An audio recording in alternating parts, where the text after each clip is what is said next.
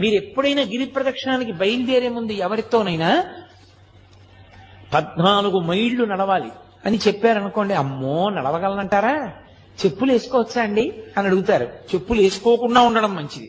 గుళ్ళో ప్రదక్షిణానికి చెప్పులు వేసుకుంటావా అన్నారు అనుకోండి, అమ్మో చెప్పులు వేసుకోకుండా నడవడమే ఎందుకైనా మంచిది, వెనక నుంచి ఓ కారో ఏదో నడిపించుకుంటూ వస్తాం అంటారు. నిజంగా గిరి ప్రదక్షిణానికి బయలుదేరిన వాడు ఏ అలసట లేకుండా గిరి ప్రదక్షిణం పూర్తి చేసేస్తాడు. పరమ సంతోషంగా పూర్తి చేస్తాడు. కాలు కింద పెట్టి 1 కిలోమీటర్ దూరం లేనటువంటి ఆఫీస్కి ఏదో ఒక అరుణాచల ప్రవేశము అంత తేలికైన విషయం కాదు. అరుణాచలంలోకి వెళ్ళాడు అంటే వాడికి ఏదో అధికారం ఉంది, పరమేశ్వరానుగ్రహాన్ని పొంది ఉన్నాడని గుర్తు. అరుణాచలం వెళ్ళి అడగని వాడిది పాపం తప్ప, అరుణాచలం వెళ్ళినటువంటి